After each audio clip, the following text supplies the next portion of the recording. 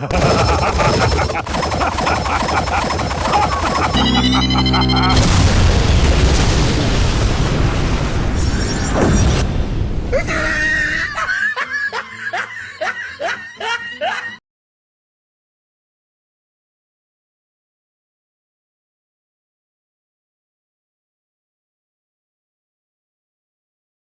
everyone, I'm Geek Freak and welcome to the video. Today I want to talk about the Garlic Jr. saga. And the reason why I want to talk about the Garlic Jr. saga is because when I was watching Team 4 Star's video on the best villains of the series, which I highly recommend by the way, when they brought up Garlic Jr. and they said they didn't like the Garlic Jr. saga and did like the movie, The Dead Zone, which to be honest is pretty damn good. I didn't understand why Team 4 Star didn't like the Garlic Jr. saga because in my honest opinion, I really did like the Garlic Jr. saga. I thought the Garlic Jr. saga was pretty good. And yes, I know, the Garlic Jr. saga isn't canon, and it's anime only. It's only there to prolong the anime, and it really doesn't have any purpose there. Well, you know what?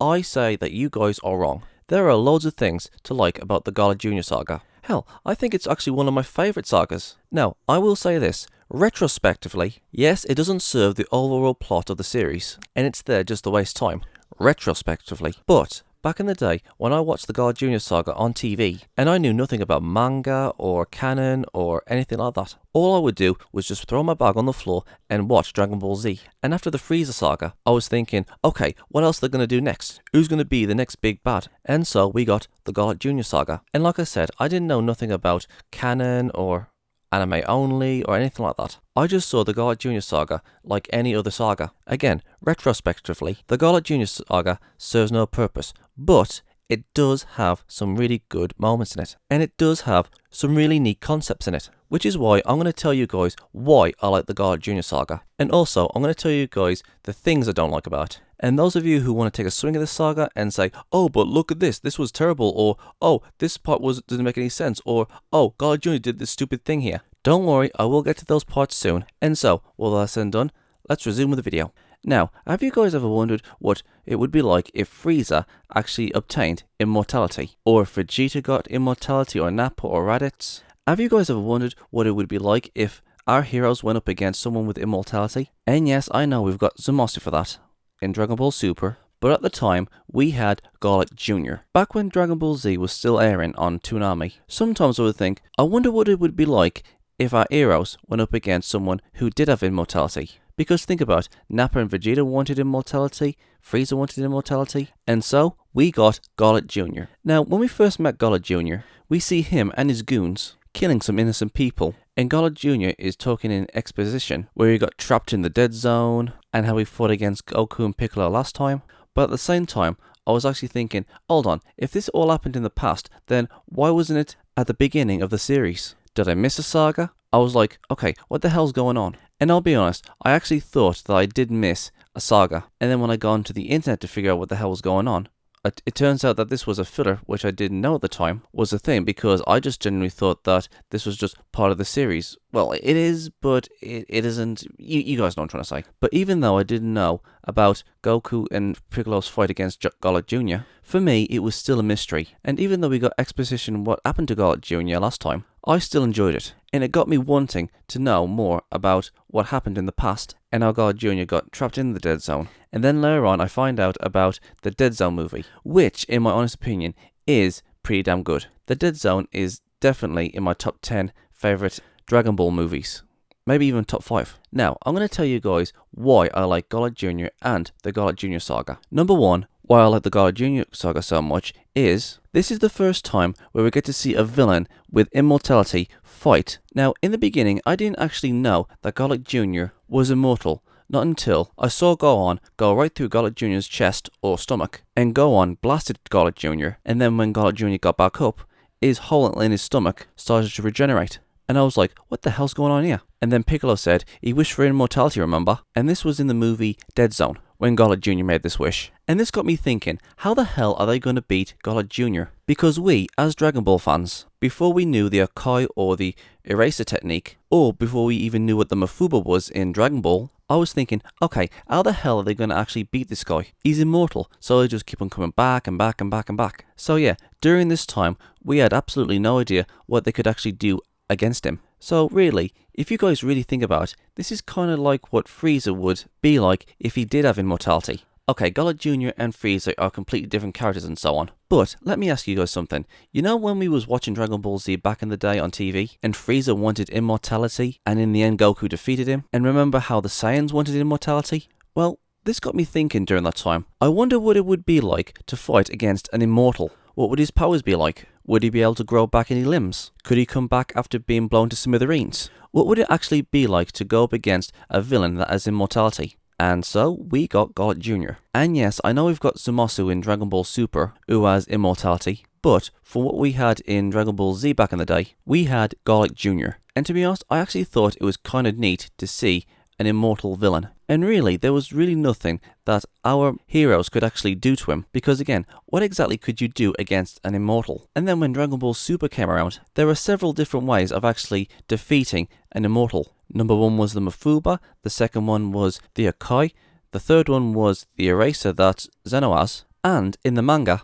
Goku was fighting against Zamasu in his immortal body. And compared to Goku, Zamasu is incredibly weak. In the manga, even though Zamasu in his original body was immortal, Goku was still kicking his ass. He kept on getting his ass beat time and time again. Hell, Goku could defeat Zamasu in his Super Saiyan 2 form. Zamasu could easily keep on getting up again and again and again, but he's still going to get hurt and he's still going to be taken down over and over again. I mean, hell, you can be immortal, but always get your ass kicked over and over again if you're weaker enough. So you can be either sealed away, erased, and if you're weak enough, you can get your ass kicked over and over again. So yeah, in Dragon Ball Super, immortality doesn't seem that much big of a deal anymore. Because back in the day, I always thought that if a villain ever got immortality, it would mean the end for everything. In Dragon Ball Z with Gullet Jr. made immortality scary. But with Zamasu in Dragon Ball Super, immortality doesn't seem that much of a big deal anymore.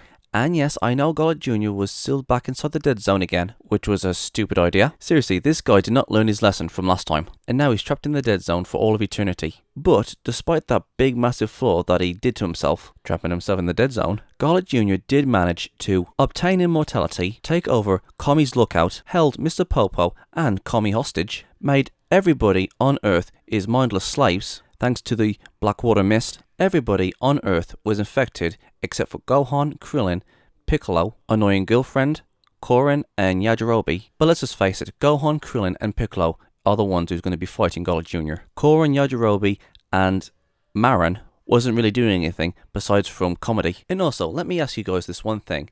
Name me one villain in the entire series that has made everybody his mindless slaves. Name me one. Gullet Jr. is the only one to have ever done this. I mean, sure, you have villains who follow Frieza because they fear him, but I think Gullet Jr. might be the only one to have brainwashed the entire planet and made them his minions. And you know what, I'm just going to say it.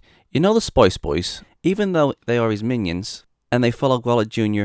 willingly, I actually like the other minions from the movie Dead Zone. The ones from Dead Zone looked far more intimidating and scary. But the Spice Boys in the anime just looks and feels like any minions from the early Dragon Ball Z movies. I mean, sure, his other minions from the Dead Zone was like the rest, but at the very least, his first patch of minions were intimidating. The Spice Boys looks too goofy in my opinion. Not really intimidating at all, or scary. At least Gullet Jr.'s first minions were using freaking swords, but you know, they're there to be minions and that's it. We gotta fight off these guys before we get to the main dish. And now, the third thing I like about the Gullet Jr. saga is the mythos of Kami. Now, I find this very interesting, because we are told in a flashback that Kami and Gullet Jr.'s father, was competing to become Earth's guardian, and eventually Kami was chosen to be Earth's guardian, and Gullet didn't like this at all, so he decided to gather up his army and fight against Kami and take the Earth for himself. But Kami sealed away Gullet into a sort of crystal sort of thing, and this is the reason why Gullet Jr.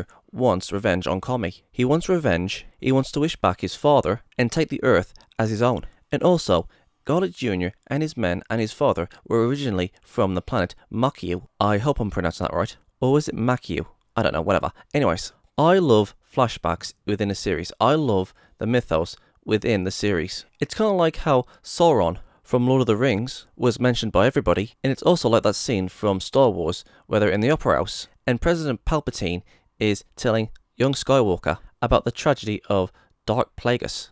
This to me is some really good world building. This mythos deepens the lore of the Dragon universe. But there is one thing that really bothers me, and it is this. If Kami could seal away Garlic and defeat his army, then why didn't Kami seal away Garlic Jr. like he did with Garlic? Kind of a mystery that. Why didn't Kami seal away Garlic Jr.? That's a mystery I would like to know. So does this mean that Garlic Jr. is much more powerful than his father, or what?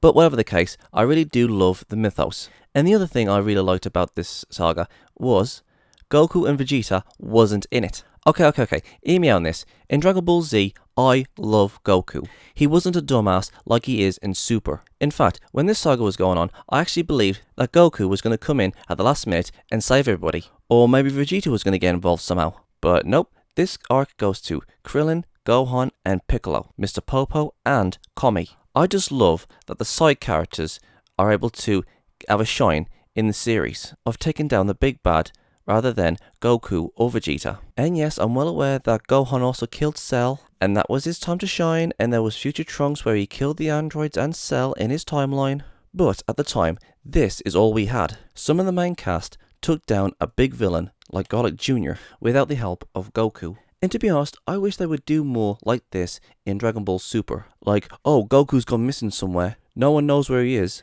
and Vegeta's gone out looking for him somewhere, and then this big bad comes along. Maybe like Harudagon, Janemba? All I'm saying is, if Dragon Ball Super was to come back, I wish they would do something similar like they did in the Garlic Jr. saga. Let the side characters have their time to shine, and leave Goku and Vegeta out of it. And even though I love Goku and Vegeta, I still want the side characters to have their moment of having to beat a villain all by themselves. And yeah, that's another thing I like. Oh yeah, I also forgot to mention that Kami actually meets up with the former Guardians of Earth. And the way they meet up with them is when Kami finds the secret water, a potion or water or whatever it is that can nullify the Black Water Mist. Because if they don't cure everybody of the Black Water Mist, everybody on Earth will remain in Garlic Jr.'s control. And it's the sacred water that can actually cure everybody of the Black Water Mist. But Kami has to go all the way down to the bottom of the lookout where the sacred water needs to be released in order for the sacred water to get to everybody on the entire planet. But this place where they need to get to is also the home of the former Guardians. Well, that's where the ghosts reside anyways. Well, there is one thing that really infuriates me with the Guardians, and it is this. They were the former Guardians of the Earth, right? It was their job in life to protect the Earth, and for some reason they stop Kami from getting to the place where he needs to be in order to release the secret water. They start zapping Kami, trying to stop Kami and Mr. Popo with invisible walls. I mean, you would have thought that they would let Mr. Popo and Kami go in order to save the world. But no, they're not supposed to be in that place. And that gives them the reason to try and kill Kami. To me, that was absolutely stupid. I mean, the least they could have done is to make the place where Kami needs to get to toxic to him. It's a place where Kami loses his power and almost killing him. And that place keeps on draining his power on and on and on throughout his journey where the Guardians live. And also, if Kami was to nearly lose the last bit of his life, the former Guardians could have came in and helped Kami by giving him his life back and told him to not come back and be on his way. That would have been much more better. And the other thing I liked is when Piccolo buffed himself up to compete against Garlic Jr. Well, if you guys missed it, Piccolo throughout the entire series has either stretched his arms, turned himself giant. Well, during his fight against Garlic Jr., Piccolo actually buffed himself up to be somewhere around Garlic Jr.'s size. And to be honest, I actually wish that he would do that more often. And Piccolo's fight against Garlic Jr. was pretty freaking sweet. I also liked Garlic Jr.'s belly blast. I mean, yeah, we've had ki come from some people's eyes, we've had ki come from Goku's feet, and now ki comes from the stomach. Sure, why not? If you ask me, I actually think that this is a very clever technique because you're firing at somebody without using your hands. And while your stomach is firing at somebody, you can actually do other things. Or maybe even fire another blast from the hands. Another thing that I like is the music. For me, I think Garlic Jr.'s theme is very spooky and very creepy. It just screams demon. And if you ask me, I actually think that this theme actually suits Garlic Jr. I mean, just have a listen to this.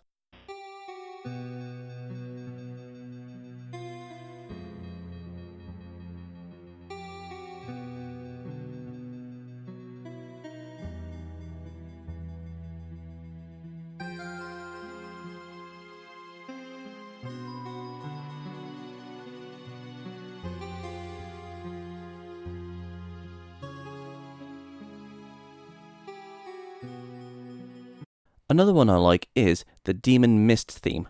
This is a theme where the Blackwater Mist is going all over the world and turning people into mindless slaves. And this theme is just as scary as Scarlet Jr. theme. It's such an eerie, very scary theme.